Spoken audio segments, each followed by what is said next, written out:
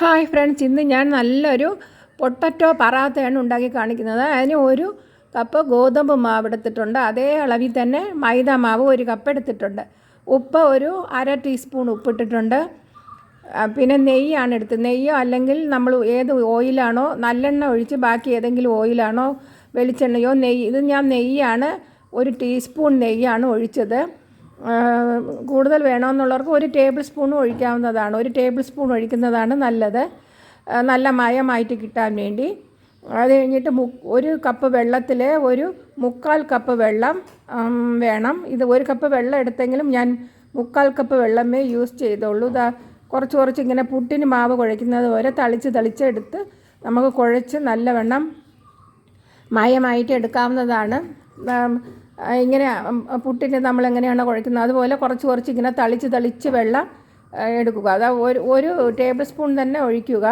എങ്കിലേ നല്ല നേരത്തെ പറഞ്ഞ പോലെ മയമായിട്ട് കിട്ടത്തുള്ളൂ. ഇങ്ങനെ എടുത്തിട്ട് 1/4 കപ്പ് ബാക്കി വന്നിട്ടുണ്ട്. ഒരു 1/4 കപ്പാണ് 2 കപ്പ് മാവിന് എടുത്തിട്ടുള്ളത്. ഉപ്പുണ്ടാകുന്ന നോക്കുക. ഉപ്പ് കുറവാണെങ്കിൽ കുറച്ചും കൂടി ഇട്ട് കൊടുക്കാവുന്നതാണ്. നല്ല 1/4 കപ്പ് തണുത്ത വെള്ളം തന്നെ എടുക്കുക. ചൂടുവെള്ളമൊന്നുമല്ല, തണുത്ത വെള്ളം തന്നെ എടുക്കുക. ഇത് നല്ലവണ്ണം ഒരു 10 മിനിറ്റ് നല്ലവണ്ണം ഒന്ന് കുഴച്ച് നന്നായിട്ട് ഇങ്ങനെ കൈ കൊണ്ട് നല്ലവണ്ണം ആക്കിയിട്ട് ഒരു 10 മിനിറ്റ്, അത് കഴിഞ്ഞിട്ട് നമുക്ക് ഒന്ന് അടച്ച് വച്ചേക്കാവുന്നതാണ്. ഇത് ഉണ്ടാക്കി വെച്ചിരുന്നാൽ രാത്രിയും അതുപോലെ നമുക്ക് സോഫ്റ്റായിട്ട് തന്നെ എടുത്ത് കഴിക്കാവുന്നതാണ്. വളരെ രുചിയാണ് ഇത്. അതാണ് ഞാൻ നിങ്ങൾക്ക് ഉണ്ടാക്കി കാണിക്കുന്നത്. പെട്ടെന്ന് തന്നെ നമുക്ക് ഉണ്ടാക്കാവുന്നതുമാണ്. രാവിലെ ഉണ്ടാക്കി വെച്ചിരുന്നാൽ ഡിന്നറിന് ഉപയോഗിക്കാവുന്നതാണ്. ഇത് അടച്ചൊരു 15 മിനിറ്റ് മാവ് കുഴച്ച് വെച്ചിട്ട് നമുക്ക് 2 സവാള എടുക്കാം. അതുപോലെ പൊടിയായിട്ട് കൊത്തി അരിഞ്ഞത്, ചോപ്പർ ഉണ്ടെങ്കിൽ ചോപ്പ് ചെയ്തെടുക്കാവുന്നതാണ്. കൊത്തി തന്നെ അരിയുക. അത് കഴിഞ്ഞിട്ട് മല്ലിയില ഒരു പിടി, പിന്നെ പച്ചമുളക് ഒരു 3 എണ്ണം എടുത്തിട്ടുണ്ട്. എരിവിനനുസരിച്ച് ഇട്ട് കൊടുക്കാവുന്നതാണ്. മല്ലിയില ഇതുപോലെ ചോപ്പ് ചെയ്തെടുക്കാം. പിന്നെ പൊട്ടറ്റോ 2 വലിയ പൊട്ടറ്റോ ആണ് എടുത്തിരിക്കുന്നത്. 4ആയിട്ട് പിളർന്ന് ഉപ്പ് വെള്ളത്തിലിട്ട് വേവിച്ചാൽ പെട്ടെന്ന് വെന്ത് കിട്ടുന്നതാണ്. പിന്നെ ഒരു 1/4 ടീസ്പൂൺ ഉപ്പിട്ടിട്ടുണ്ട്. പിന്നെ മുളക് പൊടി ഒരു 1/4 ടീസ്പൂൺ മുളക് പൊടി ഇട്ടിട്ടുണ്ട്. ഇതെല്ലാം കൂടി നന്നായിട്ട് ഒന്ന് കുഴച്ചെടുക്കാം. നമുക്ക് പെട്ടെന്ന് ഉരുളക്കിഴങ്ങ് കൈ കൊണ്ട് ഉടച്ചാൽ പെട്ടെന്ന് ഉടഞ്ഞ് കിട്ടുന്നതാണ്. അത് നമുക്ക് കൈ കൊണ്ട് തന്നെ ഉടച്ചെടുക്കാവുന്നതാണ്. ഗരം മസാല പൗഡർ ഉണ്ടെങ്കിൽ കറിക്കൂട്ട് മസാല അതൊരു അര ടീസ്പൂൺ കൂടി ഇട്ട് കൊടുക്കാവുന്നതാണ്. ഇത് ഞാൻ അതിലിട്ടിട്ടില്ല.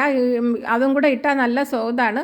അതും കൂടെ ഇട്ട് കൊടുക്കാവുന്നത്. എല്ലാം കൂടെ നല്ലവണ്ണം ഇങ്ങനെ കുഴച്ച് എല്ലാം മിക്സ് ചെയ്ത് നമുക്ക് കൈ കൊണ്ട് തന്നെ ചെയ്യാം. കൈ കൊണ്ട് ചെയ്ത് കഴിഞ്ഞാൽ നമുക്ക് എല്ലാം കൂടി നന്നായിട്ട് കുഴഞ്ഞ് കിട്ടുന്നതാണ്. വെള്ളമൊന്നും ചേർക്കരുത്. യാതൊരു വിധത്തിൽ വെള്ളമോ ഓയിലോ ഒന്നും ചേർക്കേണ്ട. ഇപ്പം തന്നെ നല്ല മണം വന്നിട്ടുണ്ട്. എന്നിട്ട് നമുക്ക് മാവ് എടുക്കാം. ഉരുളകളാക്കി മാവ് ഒരു 15 മിനിറ്റ് കഴിഞ്ഞിട്ടുണ്ട്. മാവ് 15-20 മിനിറ്റ് വരെയും വെച്ചിരിക്കാവുന്നതാണ്. നല്ല മയമായിട്ട് എടുത്തിട്ടുണ്ട്. അതിനെടുത്തൊന്ന് ഇതുപോലെ നല്ല മയപ്പെടുത്തി ഒരു 5 മിനിറ്റ് നേരം മയപ്പെടുത്തി കയ്യിൽ വെച്ച് ഒന്ന് ഇങ്ങനെ ആക്കിയെടുക്കാവുന്നതാണ്. ഇങ്ങനെ ചെയ്താൽ നമ്മുടെ കൈക്ക് തന്നെ നല്ല എക്സസൈസുമാണ്. നമുക്ക് ഇതുപോലെ ചെയ്യുകയാണെങ്കിൽ ഗോതമ്പ് മാവ് ഇതൊക്കെ നമുക്ക് ശരീരത്തിന് തന്നെ വളരെയധികം പ്രയോജനപരമാണ്. ഇതുപോലെയൊക്കെ മാവ് ഇങ്ങനെ ഉരുട്ടിയൊക്കെ എടുക്കുന്നത്. ചപ്പാത്തിയൊക്കെ കടയിൽ നിന്ന് വാങ്ങാൻ പറ്റുന്നവർക്ക് വാങ്ങുക. അല്ലാത്തവർക്ക് ഇതുപോലെ വീട്ടിൽ ഇതുപോലെ പറാട്ടയൊക്കെ ഉണ്ടാക്കി കഴിക്കാവുന്നതാണ്. ഇതുപോലെ കയ്യിലൊക്കെ നല്ല വേദനയൊക്കെ ഉള്ളവർ കൈ ഇങ്ങനെയൊക്കെ ആക്കി മാവ് കുഴച്ചാൽ കൈക്ക് നല്ല ബ്ലഡ് സർക്കുലേഷൻ ഉണ്ടാകുന്നതാണ്. അതുപോലെ സ്വാദോടുകൂടി നമുക്ക് കഴിക്കാവുന്നതാണ്. എന്നിട്ട് ഇത് എടുത്തിട്ട് നമുക്ക് ചപ്പാത്തി പലകയിൽ വെച്ചിട്ട് പിച്ചാത്തി എടുത്തുകൊണ്ട് വന്ന് പിച്ചാത്തി എടുത്ത് വെച്ച് നമുക്ക് ഇതുപോലെ നമുക്ക് 4ആയിട്ട് എടുക്കാവുന്നതാണ്. 4 ഭാഗങ്ങളായിട്ട് വേർതിരിച്ചു. കഴിഞ്ഞിട്ട് ബാക്കി 3 എണ്ണം വച്ചിട്ട് ഒന്നെടുത്തിട്ട് നമുക്ക് ഈ മാവ് ചെറുതായിട്ട് തൂകിയതിന് ശേഷം ഉരുളകളാക്കി വച്ചിട്ട് ഒരു ഉരുള എടുത്തിട്ട് നമുക്ക് ചപ്പാത്തിയുടെ ഇത് തടി കൊണ്ട് ഒന്ന് പരത്തിയെടുക്കാം. ചപ്പാത്തിയുടെ പെട്ടെന്ന് തന്നെ ഇത് നല്ല മയപ്പെടുത്തി എടുത്തുകൊണ്ട് പെട്ടെന്ന് തന്നെ നമുക്ക് പരന്ന് കിട്ടുന്നതാണ്. ഇപ്പോൾ ആദ്യം പരത്തുമ്പോൾ ഷേപ്പൊന്നും ആവശ്യമില്ല, വട്ടത്തിൽ ഷേപ്പൊന്നും ആവശ്യമില്ല. ഇങ്ങനെ പെട്ടെന്ന് നമുക്ക് പരത്തിയെടുക്കാവുന്നതാണ്. ഇതുപോലെ പരന്ന് പെട്ടെന്ന് കിട്ടുന്നതാണ്. മൈദമാവ് ചേർക്കാൻ ഇഷ്ടമില്ലാത്തവർക്ക് മൈദമാവ് ചേർക്കേണ്ട കാര്യമില്ല. ഗോതമ്പ് മാവ് മാത്രം ഉപയോഗിച്ചും ഇങ്ങനെ ഇട്ടാലും നല്ല സ്വാദാണ്.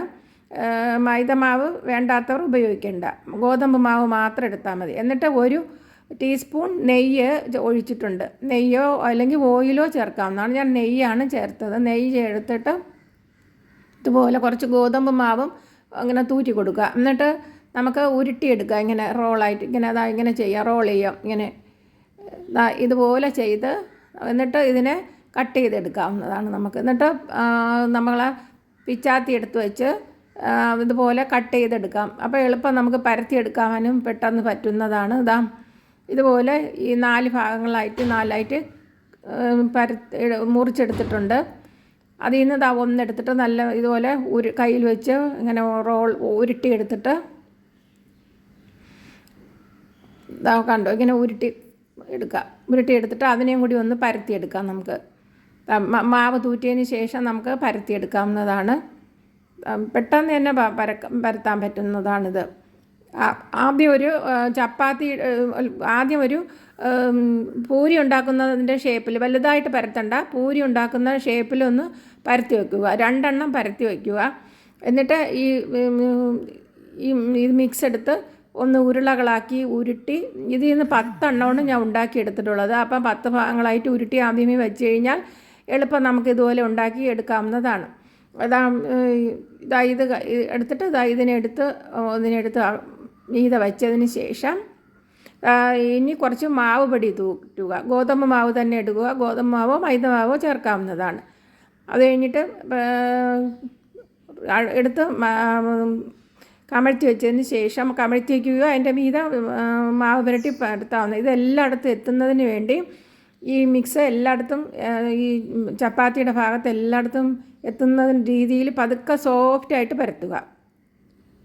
ആ മിക്സി തന്നെ ഈ തടി കഷ്ണം എടുത്ത് നമ്മൾ ഇത് വെച്ച് പരത്തി എല്ലാ ഭാഗത്തും എത്താൻ വേണ്ടി സോഫ്റ്റായിട്ട് വളരെ ബലം പ്രയോഗിക്കരുത്, വളരെ സോഫ്റ്റായിട്ട് തന്നെ പരത്തി എല്ലായിടത്തും എത്തുന്നതാണ്. ഇങ്ങനെ ഉണ്ടാക്കുകയാണെങ്കിൽ വക്കിലൊന്നും എത്താതിരിക്കില്ല, വക്കിലൊക്കെ എത്തുന്നതാണ്. ഇതുപോലെ ഇതെടുക്കാവുന്നതാണ്. എളുപ്പം നമുക്ക് ഉണ്ടാക്കിയെടുക്കാവുന്നതുമാണ്. സ്വാദിഷ്ടകരമായിട്ട് നമുക്ക് പറാത്ത കഴിക്കാവുന്നതുമാണ്.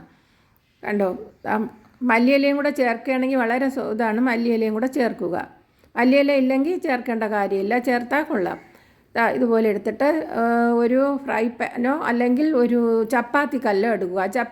ചപ്പാത്തി ഉണ്ടാക്കുന്ന കല്ലെടുത്താൽ മതിയാകും.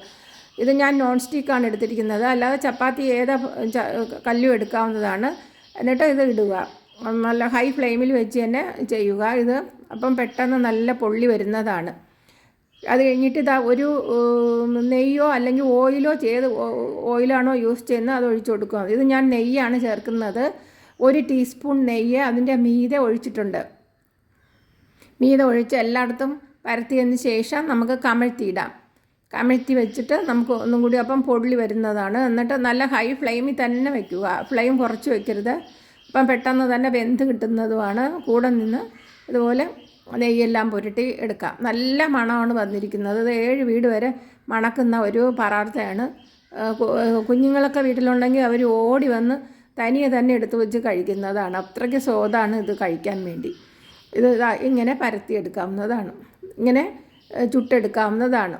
കണ്ടോ, നല്ല ചൂടി തന്നെ വെച്ച് പരത്തി ആദ്യമേ വെച്ച് കഴിഞ്ഞാൽ നമുക്ക് അത് കഴിഞ്ഞ് ഇതുപോലെ പെട്ടെന്ന് തന്നെ ഓരോന്നോരോന്നായിട്ട് ചുട്ട് എടുത്ത് കഴിക്കാവുന്നതാണ്. തൈര് കൂട്ടി കഴിക്കുകയാണെങ്കിൽ വളരെ സ്വാദാണ്. കട്ട തൈരുണ്ടെങ്കിൽ അത് കൂട്ടി കഴിക്കാവുന്നതാണ്. ഇവിടെ എൻ്റെ കുഞ്ഞുങ്ങൾക്കൊക്കെ തൈര് കൂട്ടി കഴിക്കുന്നതാണ് വളരെ ഇഷ്ടം. പിന്നെ ഞാൻ ടൊമാറ്റോ ചട്നിയും കൂടി ഉണ്ടാക്കിയിട്ടുണ്ട്. അത് കൂട്ടി കഴിക്കുന്നത് ഏറ്റവും നല്ലതാണ്. അതുപോലെ കണ്ടോ, നല്ല രുചിയോടുകൂടി തന്നെ നമുക്കിത് ഉണ്ടാക്കി ഇങ്ങനെ കഴിക്കാവുന്നതാണ്. ചപ്പാത്തി ആകുമ്പോൾ കുറച്ച് ബലമൊക്കെ വരുന്നത്. ഇത് വളരെ സോഫ്റ്റായിട്ട് കൊച്ചു കുഞ്ഞുങ്ങൾക്ക് പോലും കഴിക്കാൻ പറ്റുന്ന രീതിയിലാണ് ഉണ്ടാക്കിയെടുത്തിരിക്കുന്നത്. ഇത് കാണുമ്പോൾ തന്നെ നമുക്ക് കഴിക്കാൻ തന്നെ കൊതി വരും. ഇതിൻ്റെ സ്വാദ് ഒരിക്കലും പറഞ്ഞറിയിക്കാൻ പറ്റത്തില്ല. ഒരിക്കൽ കഴിച്ചാൽ എപ്പോഴും കഴിക്കാൻ തോന്നുന്ന ഒരു പറാത്തയാണിത്.